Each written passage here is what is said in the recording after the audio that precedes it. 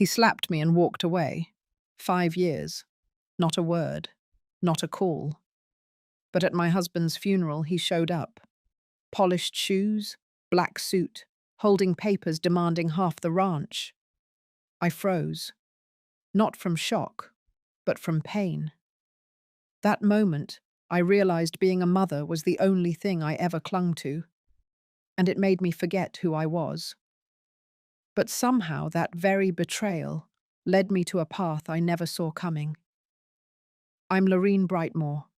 I'm 70 now, and I've lived most of my life on this land.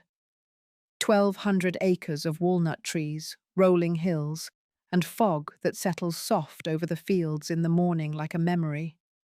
People drive past and call it peaceful. But peace, I've learned, is not always quiet.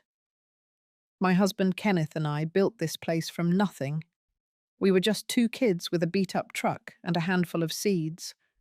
While other couples went on vacations, we laid irrigation lines. While they watched movies, we watched the weather, praying the frost wouldn't kill our saplings. Over 4 decades, this place became more than a livelihood. It was our proof that 2 people with grit and patience could shape the land and leave something behind. We had 1 son, Jasper. He grew up with dirt under his fingernails and tree sap on his jeans. He used to run barefoot through the orchards, hollering like the world belonged to him. I thought he loved this land. I believed he would carry it forward when we couldn't anymore. But dreams change. Or maybe I just didn't see what was happening. In high school, Jasper stopped showing up for chores. He started calling the farm your thing, like it was something we forced on him. He got into college on a partial scholarship and left for the city like the earth was something to escape, not live with. Kenneth said to let him go. He'll come around. He just needs to find himself. For a while, I believed that.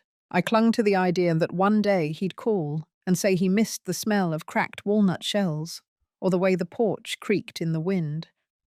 But years passed, and all we got were silent birthdays and cold holidays.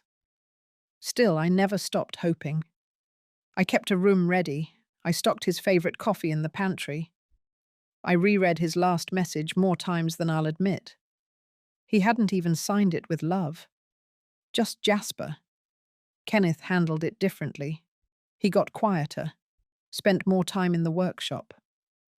Some nights I'd hear him talking softly, not to me, not to anyone, really. Just the silence. Maybe that's what aging does. It makes the unspoken things heavier. Then came the night that broke us. But I'll get to that. Right now, all you need to know is this. I believed with all my heart that my son would find his way back, that blood still mattered, that somewhere under all the distance, the boy who once picked daisies for me was still there. I was wrong, and when I realized how wrong I'd been, it was already too late. If you've ever held on too long to someone who already let go, you might understand what I mean. If not, keep listening. You will. It happened on a Tuesday night in late October, the kind of night when the wind picks up just enough to rattle the barn doors and make the walnut leaves scrape across the roof like whispers. Kenneth and I were in the kitchen, finishing up dinner. Nothing special, just stew and cornbread. I remember the way he looked at me across the table, his hands wrapped around a chipped mug, the lines around his eyes deeper than usual. He hadn't been sleeping well. Then we heard the truck. Old engine, too fast up the gravel drive. I knew that sound. Even after 5 years, I knew it. Jasper slammed the door before the headlights even dimmed. I opened the front door and there he was. Taller maybe, leaner, wearing a leather jacket he would have once laughed at. His eyes didn't look at me. They looked past me, right at Kenneth. I stepped aside and he walked in, like he still lived there. Didn't take off his boots, didn't ask how we'd been. He tossed a manila folder onto the table, said he needed to talk business. Said he had an offer. Kenneth picked up the folder and opened it. There were papers, appraisals, a proposed sale. Jasper had found an investor in New York, someone interested in buying part of the property for a retreat center. The price was decent. Jasper wanted to split the proceeds. Kenneth looked at me, then at Jasper. He didn't say a word. Jasper started pacing, said things weren't working out for him, said city life was harder than he thought. He had student debt, credit card bills. He needed this. And besides, we didn't need all that land anymore. It was too much for two old people to manage. I told him we weren't selling, that this land wasn't just land, it was everything. I said we'd help if we could, but this wasn't the way. That's when it happened. He raised his voice, accused me of always siding with Dad, said we were selfish, that we owed him something. His hands were shaking, his face was flushed. Then, without warning, he slapped me. The sound wasn't loud, not like in the movies. It was sharp and sudden. My cheek burned, my ears rang. Kenneth stood up so fast his chair toppled. He moved between us, not shouting, just standing there. He looked Jasper straight in the eyes and said, calm and steady, that he needed to leave. Jasper didn't argue. He just turned and walked out, got in his truck, sped off into the dark. Kenneth didn't say anything for a long time, just picked up the mug he'd been drinking from earlier and stared into it like there was something left at the bottom he needed to understand. I sat down slowly, pressing a cold cloth to my cheek, though the sting had already started to fade. What lingered was heavier than pain. The next morning, Kenneth boxed up Jasper's things, didn't ask me to help, didn't explain. By nightfall, the guest room was empty, his childhood photos taken down, the shelves bare. And just like that, our son became a memory we didn't know how to hold anymore. The morning of Kenneth's funeral was colder than expected. Late spring in Vermont still carried a bite if the clouds rolled in. I wore the dark navy coat Kenneth always liked, the one with the buttons he once sewed back on himself after I snagged it working in the greenhouse. It still smelled faintly of cedar and coffee. The ceremony was simple. That's how he wanted it. We held it at the orchard, just behind the old shed he built with his father. A small group of neighbors came, a few former employees, a retired vet who used to buy lumber from us every fall. No flowers, just a pine casket, closed. Kenneth wouldn't have wanted anyone looking at him lying still. I stood near the head of the grave, holding onto the folded letter he'd left me. My hands were steady. My voice didn't shake during the reading. I had rehearsed that moment so many times in my head, for weeks leading up to it. The man I had spent most of my life with was gone, but I hadn't let myself cry. Not yet.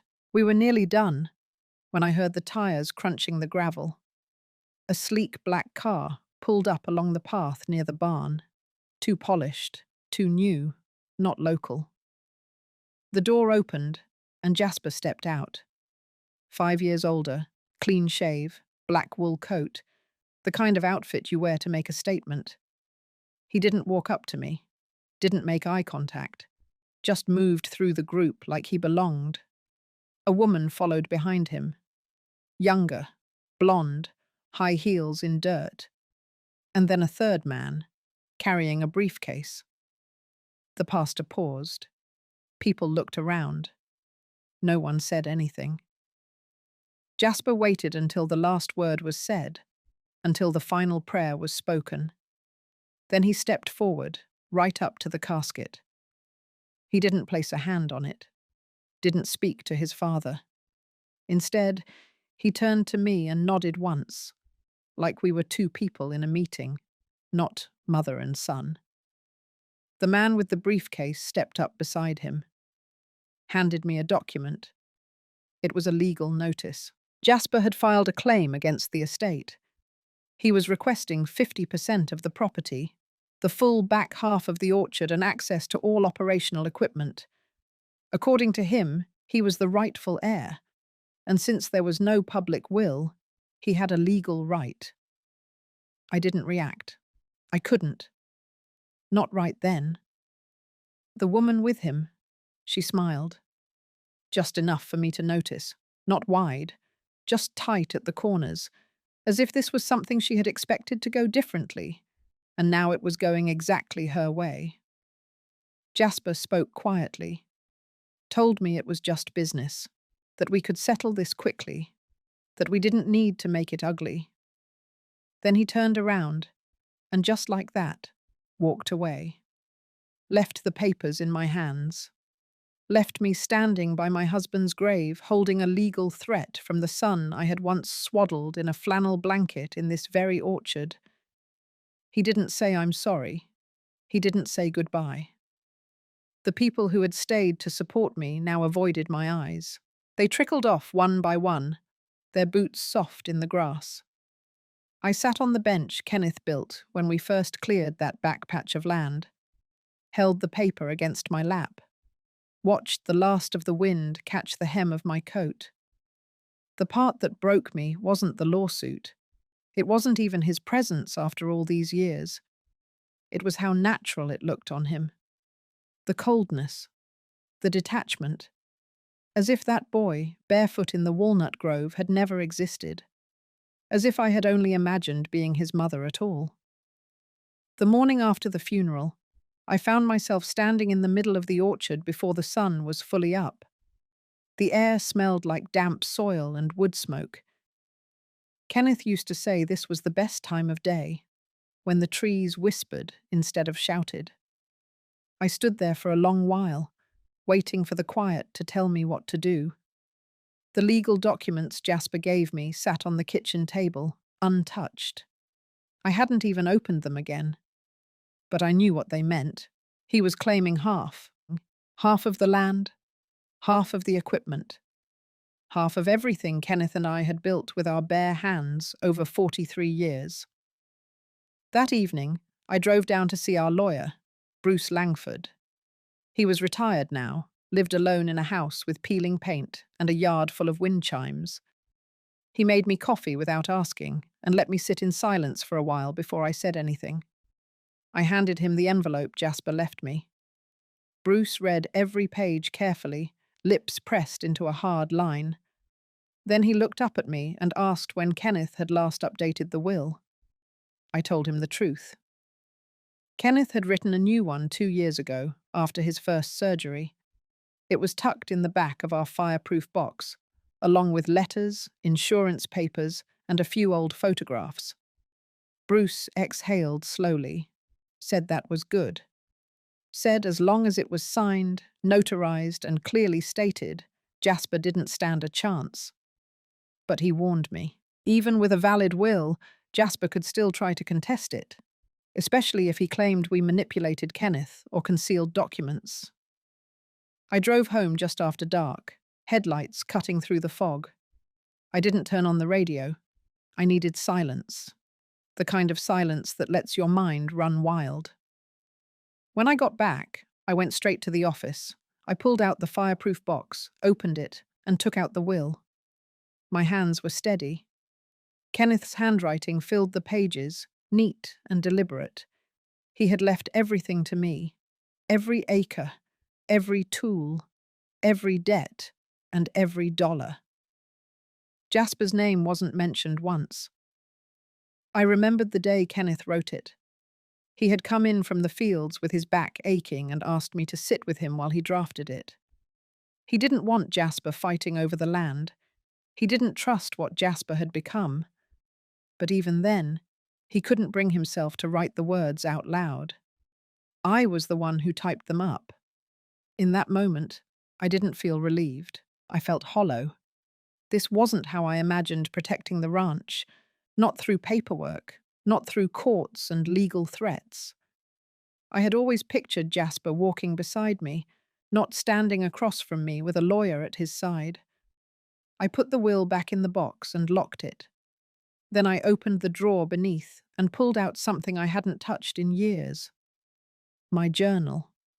Inside were dozens of entries, letters to Kenneth, notes about the farm, and stories about Jasper, some proud, some painful, some I had written the night he left, others after long silences, and one entry in particular. The day he struck me, I had written every word, every emotion, the way the room looked, the way his eyes avoided mine, the sound of the door slamming. I had documented everything.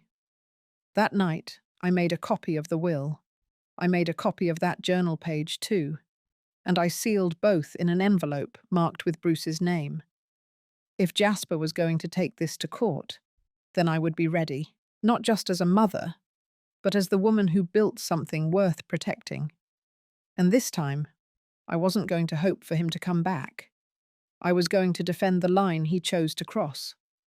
3 days after the funeral, the first letter came in the mail. It was thick, with my name printed in bold serif across the front, no return address. Inside were copies of the documents Jasper had served me at the gravesite, along with a formal notice of his intention to pursue legal action. There was no note, no apology, just signatures and deadlines. I didn't cry. I didn't even flinch. Instead, I brewed coffee, sat at the kitchen table where Kenneth used to spread out seed catalogues, and reread everything line by line. I highlighted sections. I marked questions in the margins. Then I called Bruce and told him it had started. He came over that afternoon with a canvas briefcase and a quiet kind of focus I hadn't seen in him in years. We spread the papers across the dining table, next to the empty vase that had once held fresh wildflowers every week. Bruce was calm. He explained each clause. He mapped out scenarios. Jasper's lawyer was aggressive, but sloppy. There were assumptions, mistakes, language too vague to hold. But we needed to act carefully. Bruce said court could get messy, and if this went public, it would be a stain on Kenneth's legacy.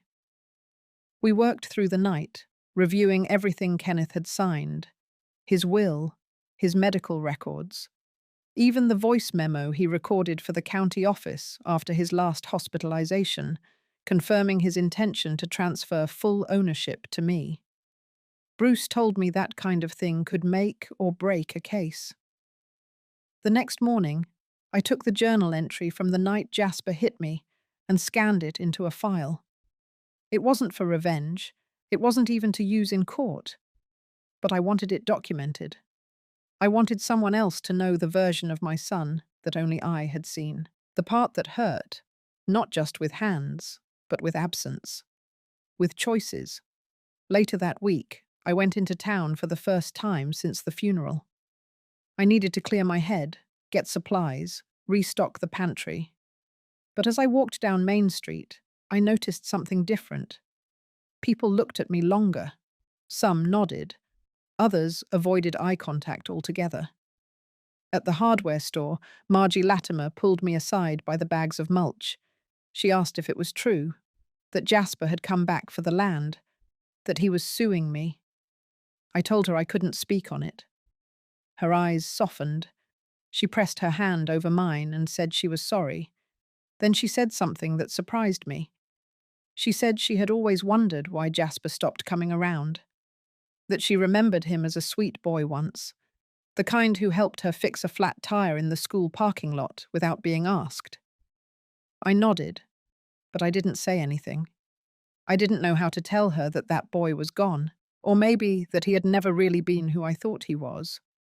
That maybe, deep down, I had poured more love into him than he ever knew what to do with. When I got home, the fields were golden in the low afternoon light. I stood at the edge of the orchard and looked out over everything Kenneth and I had built. Rows and rows of walnut trees, perfectly spaced, steady, and quiet. I realized then that this fight wasn't about land. Not really. It was about memory, about who gets to decide what this place meant, about whether the story of this family would be written by the one who stayed or the one who left and came back only for what he thought he could take. And I knew something else, too. I wasn't going to let Jasper rewrite it. Not in court. Not in whispers around town. Not in silence. It was the letter from the probate clerk that finally shifted something inside me. I had known it was coming. Bruce had warned me we'd receive a formal notice of proceedings within a week. Still, when I held the envelope in my hand and saw the court date typed in block font, it felt different. More final. Like a countdown had begun. I placed it beside the fruit bowl, untouched, and stared out the kitchen window. The late afternoon sun stretched long shadows across the porch. I could see the edge of the south orchard, where Kenneth once tied red ribbons around the trees he wanted to watch for blight. They fluttered gently in the breeze. That small movement, quiet and constant, reminded me what still lived here. That night, I didn't sleep. My mind kept circling back to the same thought. This ranch was more than soil and crops. It was my body's memory, every scar on my hands, every ache in my spine. It had raised me just as much as I had raised it. And I knew then I wasn't just defending it from Jasper. I was reclaiming it for myself. The next morning, I called Sharon DeWitt. She used to work for me during harvest season back in the 80s, before she moved to Sacramento and started her own small business, helping family farms file for nonprofit protections. I hadn't spoken to her in years, but when I said my name, she remembered me immediately. We talked for 2 hours. I told her everything. About Jasper, about Kenneth's will, about the lawsuit, and about the ache I felt knowing I couldn't trust my only child. She listened. Then she asked a question that stopped me cold. She asked if I had ever thought about preserving the land through a legacy trust. I hadn't, not seriously. But as she explained how it worked, I felt something shift again.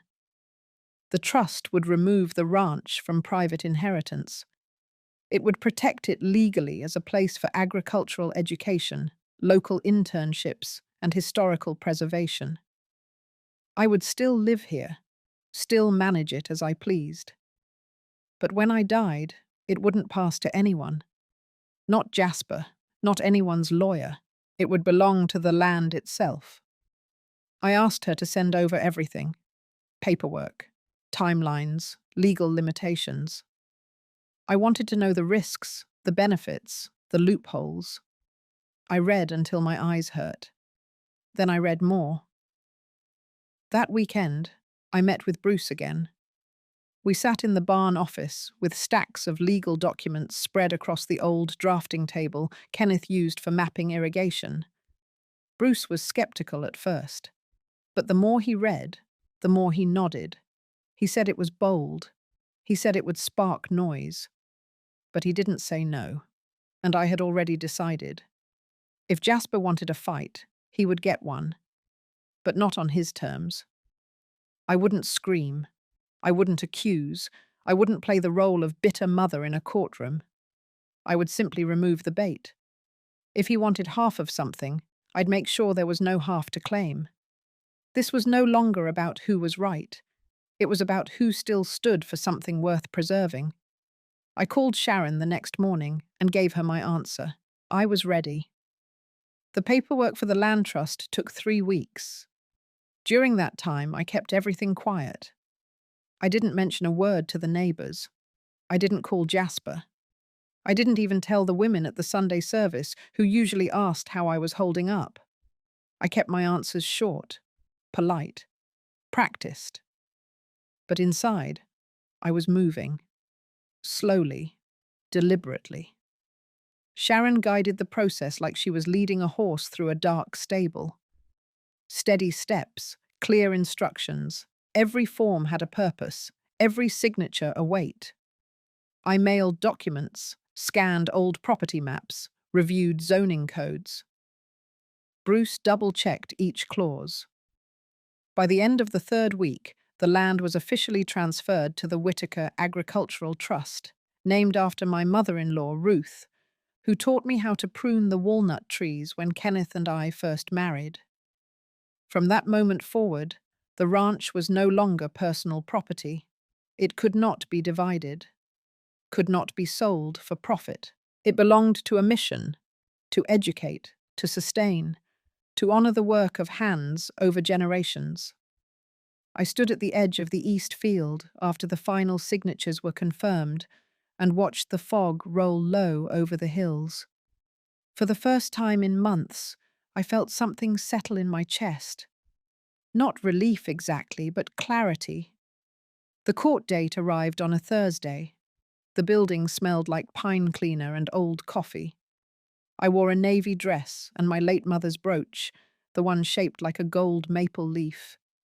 Bruce carried our files in a thin leather folder. Sharon came with us, dressed in a beige coat and flat shoes that squeaked on the linoleum floors. Jasper was already there. His lawyer sat beside him, young and impatient. Jasper wore a dark suit, cleaner than the one from the funeral. His face was blank. Not angry, not smug, just blank. Like this was a business meeting and I was simply the opposing party. We didn't speak. Not a nod. Not a glance. When the hearing began, the judge asked for opening remarks. Jasper's lawyer started first.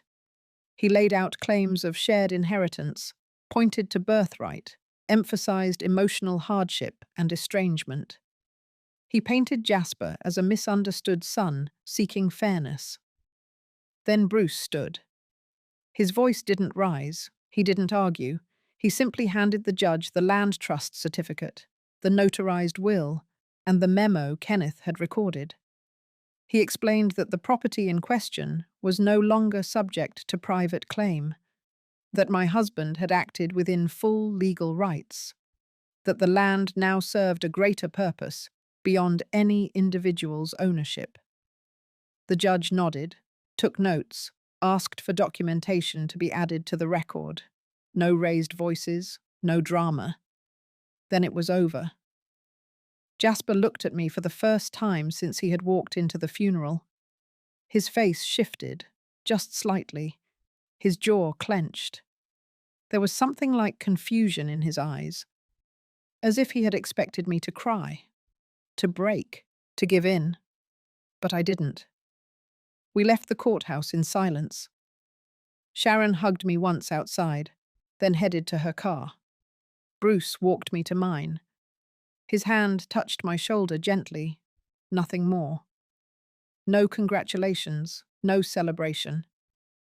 At home, I boiled water for tea and watched the light change over the orchard. The lines of the trees were sharper now, clearer somehow. The air smelled like purpose. That night, I slept with the windows open. The wind moved through the house like it remembered it belonged here too. 2 weeks passed after the hearing. The air had turned colder, with mornings dipped in frost and the evenings drawing in earlier each day. The ranch fell into its quiet rhythm. No calls came, no more papers. Jasper didn't reach out, and I didn't expect him to, but silence has a way of echoing. One morning, just after I'd finished stacking firewood, I found an envelope tucked between the storm door and the frame. No stamp, no name. Inside was a letter, Jasper's handwriting, unmistakably his. Slanted, quick strokes like he had rushed through it. I sat down on the porch swing and read every line without pausing. It wasn't an apology, not really. He said he was shocked at what I'd done, that I had taken something from him that was supposed to be his by blood, that Kenneth would have wanted him to have a piece of it. Then came the part that struck the hardest. He said he had already taken out a loan in anticipation of winning the case, and now he was stuck. Said I had left him nothing to fall back on, that I had burned the bridge between us for good. I folded the letter and placed it in my coat pocket. I didn't cry. Not this time. Later that evening, I went up to the attic. I hadn't touched anything in there since Kenneth passed. The space smelled of cedar and dust. I dug through old boxes until I found a small metal tin where we used to keep Jasper's childhood drawings. Stick figures, farm animals, crooked tractors. I ran my fingers over each one, remembering the boy who once stayed up late to help Kenneth wash harvest bins, who used to chase barn cats through the fields like he belonged to this land. That boy was gone, and I couldn't chase him back. The next day, I mailed a letter of my own, just one page. I told Jasper I had received his message. I told him I understood his anger, even if I didn't agree with it. I told him I had protected the land because it was the only thing left that hadn't been twisted by bitterness. I didn't ask for anything in return. I didn't offer anything either.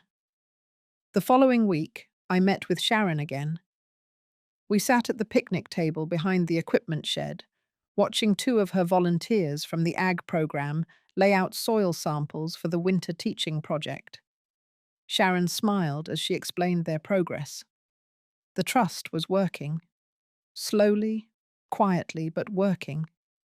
Students from the community college had started visiting on weekends. Local growers were signing up for workshops in January. She asked if I wanted to give a talk at the next seminar about walnut cultivation, about soil cycles, about anything I wished. I hesitated. Then I nodded. The next few days were spent preparing. I pulled out Kenneth's old notes, rewrote some of mine, practiced in the mirror once or twice, though my voice always faded when I saw my own eyes looking back. The day of the seminar, I stood in front of 14 people seated on bales of hay in the barn. They listened. They took notes. They asked questions. And when I spoke, something inside me returned. Not strength, not pride, just steadiness. Afterward, a young woman with dirt under her nails and a nervous smile came up and asked if she could help prune next season. I told her she could start sooner if she liked. There was plenty to learn before winter settled in.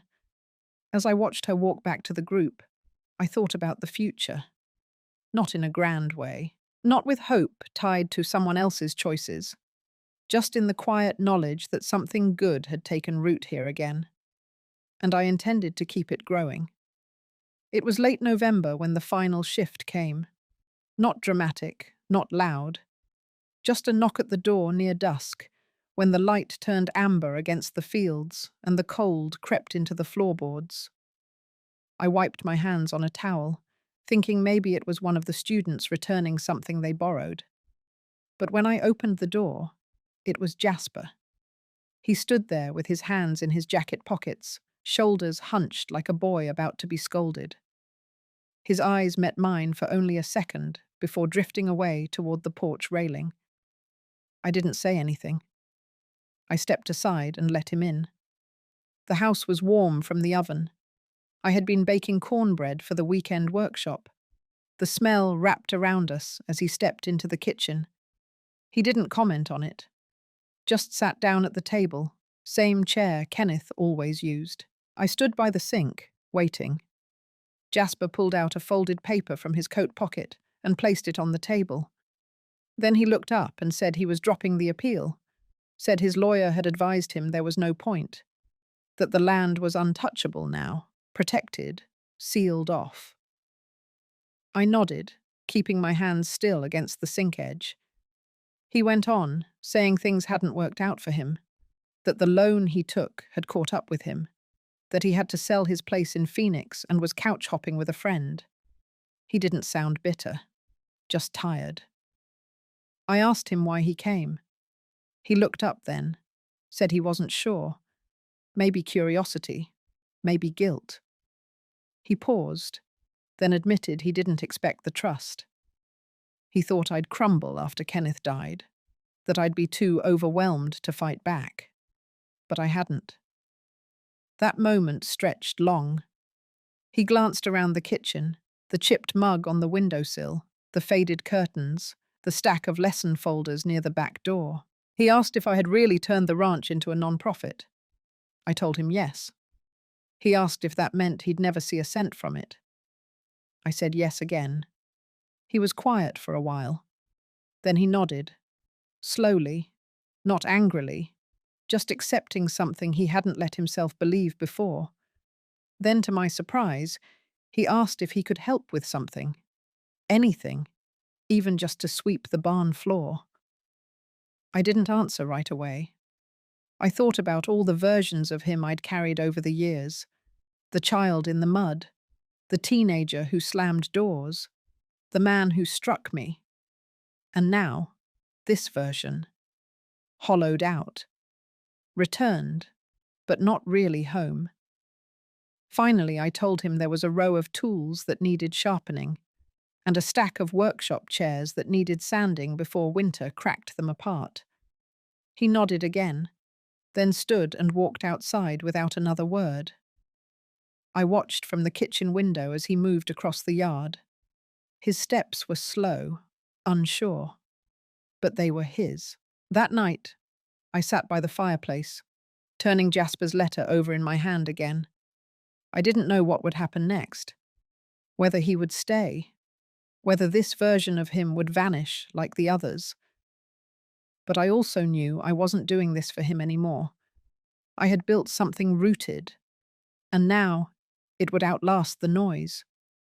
Even if he came and went again, the land would remain, the trust would hold. And I, for the first time in years, would not be the one left waiting.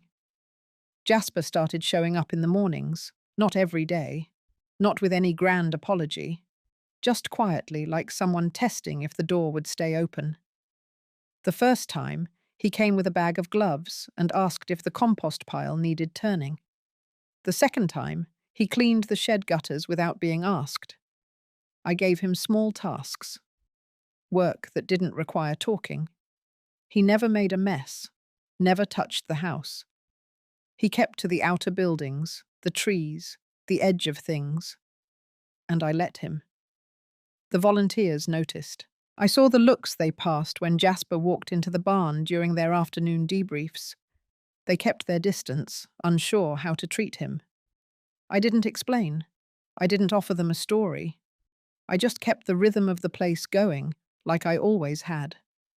By mid-December, Jasper had started to show more interest in the Trust's programs. One afternoon, I caught him reading a binder Sharon had left on the porch table, the one outlining the spring curriculum. He didn't say anything when he saw me, just closed the binder gently and asked if we still had that old soil pH tester from the 80s. We did. That evening, after the volunteers had gone, Jasper stayed behind and asked about Kenneth's last harvest. It was the first time he had said his father's name since the funeral. He asked how bad it had gotten, if he had suffered. I told him the truth, that it had been slow, that some days were worse than others, that Kenneth had wanted to die here, on his land, not in a hospital bed surrounded by machines. I told him Kenneth had gotten his wish. Jasper stared at the floor for a long time before he nodded, then he stood and left. The next morning, a package arrived. It was addressed to me, but the return address was from a bookstore in New Mexico. Inside was a copy of a rare agricultural memoir Kenneth used to talk about, one he had never managed to find. Tucked inside the cover was a note, just a few lines. It said he had remembered. I kept the book on the windowsill by the kitchen. I didn't say thank you. I didn't bring it up. But I noticed he lingered a little longer each day, that his shoulders didn't curve inward so much anymore. A week later, I saw him walking with one of the younger volunteers through the north field. He was pointing at the irrigation lines, explaining something. His voice was low, but steady. When they passed by the tool shed, I heard her laugh. That night, I sat with my tea and listened to the wind move through the porch screens. There was no resolution, no big moment of forgiveness. But something quieter had taken root. I had protected the land, preserved the mission. I had not opened my arms, but I had left the door ajar. And Jasper, for the first time in years, was walking towards something instead of away from it. I didn't know what would come next. But the earth was resting, the trees were strong, The hands tending them were new and old all at once. That was enough for now. By the first week of January, the frost had settled deep into the soil. The ranch slowed to its winter pace. Most days were quiet, marked only by the sound of boots across gravel and the soft thud of feed bins closing. I spent mornings in the kitchen with black coffee and paperwork, and the afternoons checking fence lines with Bruce or reviewing the next season's workshop schedule with Sharon. Jasper was still around. Not every day, but often enough that his absence started to feel unusual. One afternoon, I walked out to the north edge, where the younger trees were being trimmed back. Jasper was there with Nora, a high school volunteer who had taken to pruning with surprising skill. He was showing her the right angle for clean cuts, how to check for disease in the branch tips. They spoke softly, but the rhythm was clear. Instruction, response, correction, patience. I stood back for a while before making my way toward them. When Jasper saw me, he paused, nodded once, then stepped back and let Nora continue on her own. I didn't say anything, just looked over the trimmed rows and noted how precise the work had become. Later that day, I found a folder left on the porch table. It was from Sharon. Inside was a formal request to submit the ranch as a case study for a rural revitalization program. The board wanted to feature it in their spring report. They had seen the data, they saw what we had built, and they wanted others to learn from it. There was a photo attached. One of the volunteers had taken it without my knowing. It showed the barn during the fall harvest workshop, tables lined with soil samples, people listening. Jasper was in the corner of the frame, carrying a crate of tools, his face turned halfway from the lens. I kept staring at the photo long after the sun had gone down. That night, I sat down and wrote a short piece about the ranch, about the trust, about what happens when something broken is repurposed instead of thrown away.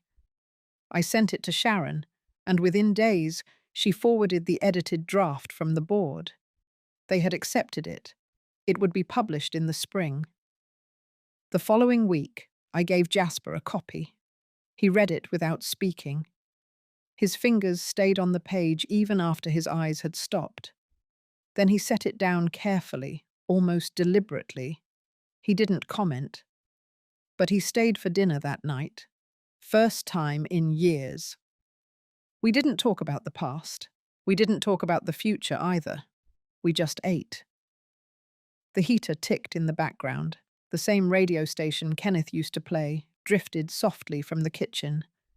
Jasper reached for seconds. I refilled his glass. The dogs dozed near the back door. It wasn't dramatic. It wasn't closure.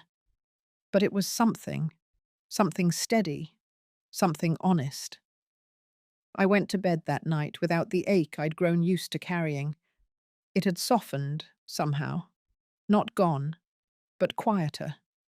And when I looked out the window before sleep, the stars felt closer than they had in years. By early spring, the land began to stretch again. The trees wore pale green buds. The ground, still damp from winter, gave off that familiar scent of thawed earth. Life was beginning to hum beneath the surface. And so was I. The workshop season picked up again. More volunteers, more lessons. Sharon brought a film crew one weekend to document the progress of the educational program. They interviewed students, filmed soil tests, walked the rows in the orchard with steady hands and silent awe. I stayed mostly out of frame. That wasn't what this was for. Jasper didn't disappear. He didn't move back in either. He stayed close, in his own way, fixing what was broken, replacing what had worn thin. I never asked what came next for him. I didn't need to know. Some evenings, he sat with the others by the barn, swapping stories over supper.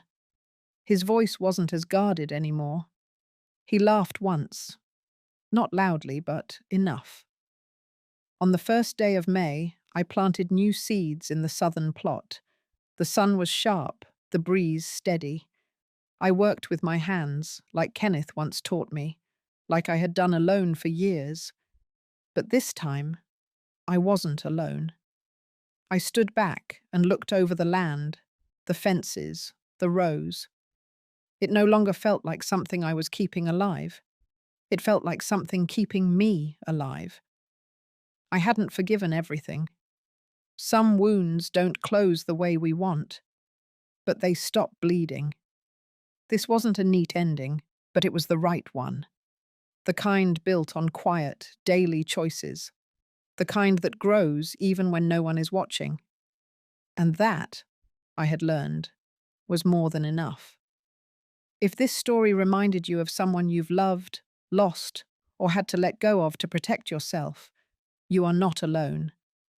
These quiet moments of clarity, of reclaiming your peace, they matter more than we know. If you've found strength in silence or rebuilt something with your own hands, share it in the comments. Sometimes, healing begins when we see ourselves in someone else's story.